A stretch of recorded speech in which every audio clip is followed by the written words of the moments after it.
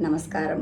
శ్రీమద్ భాగవత మహాపురాణము ప్రథమ స్కందము 5వ అధ్యాయము భగవంతుని యొక్క యశవైభవముల మహత్వము. దేవర్ష్యగు నారదుని పూర్వజన్మ వృత్తాంతము 25వ శ్లోకము. ఉచ్చిష్టలేపాన్ అనుమోదితో ద్విజైః సకృష్మ భుంజే తదపాస్త కిల్బిషః ఏవం ప్రవృత్తస్య విశుద్ధచేతసః తద్ధర్మ ఏవాత్మరుచి ప్రజాయతే. వారి అనుమతితో వారు తినగా మిగిలిన ఆహార పదార్థములను ప్రసాద రూపముగా ఒక్కపూట మాత్రమే భుజించి ఆ పాత్రలను శుభ్రము చేయుచుండెడివాడను. అట్టి సేవల వలన నా పాపములన్నీయును దూరమయ్యను. క్రమముగా నా హృదయము పరిశుద్ధమాయను.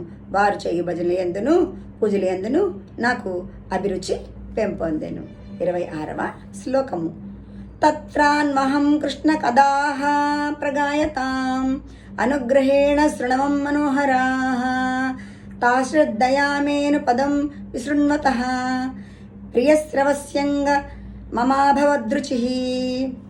పూజ్యుడైన వ్యాస మహర్షి ఆ సత్సంగమున శ్రీకృష్ణ గాన లీలాపరాయణులైన మహాత్ముల అనుగ్రహం చేత నేను ప్రతిదినము ఆ పరమపురుషుని మనోహర గాథలను వినుచుంటిని. ప్రతి పదమును భక్తి శ్రద్ధలతో వినుచుండుట వలన వినసొంపైన ఆ భగవత్ కథలయందు ప్రీతి మెండయ్యను.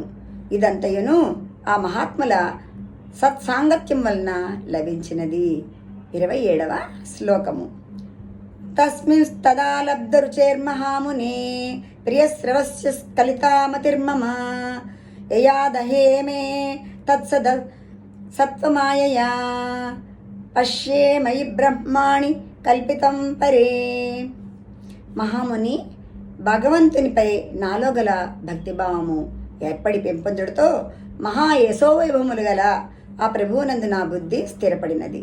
అంతటా సదసద్రూపమైన ఈ జగత్తును అనగా ప్రకృతిని దాన్ని కార్యముల నుండి ఉత్పన్నమైన చరాచర జగత్తును పరబ్రహ్మ స్వరూపమైన నా ఆత్మయందు మాయచే కల్పితమైన దానినిగా చూడసాగితిని.